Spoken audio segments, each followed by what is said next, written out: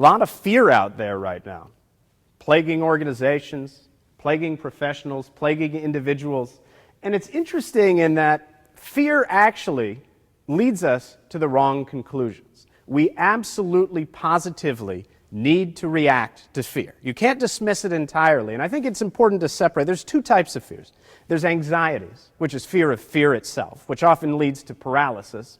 And then there's good fear, fear of being outside your comfort zone, because it lets you know that you're doing something worthy of notice. The only way to get rid of fear of failure, and this is by far one of the most important and common fears that plagues organizations, is to realize that the only way to get rid of it is by doing nothing worthy of notice.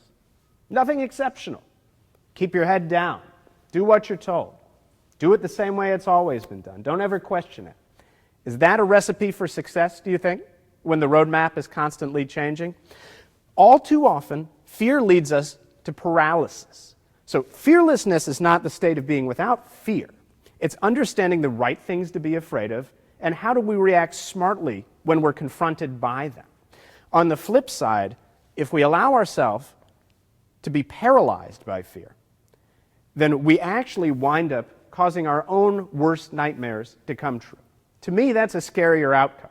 So if you think about it, we would remain static. When we're confronted by fear and anxiety, oftentimes we freeze up.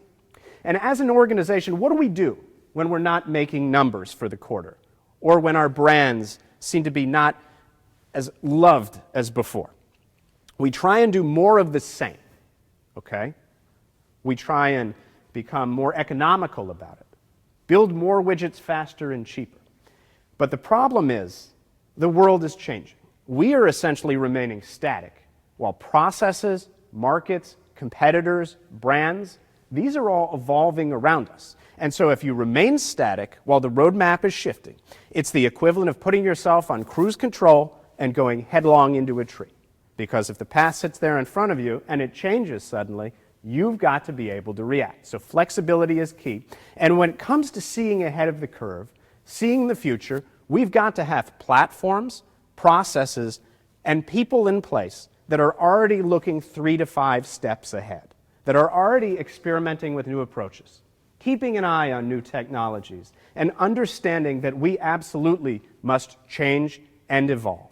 To stand still while the world moves around us, that's actually the unnatural state. The world moves constantly, the world changes constantly, and it's always evolving. And as professionals and organizations, we've got to be too.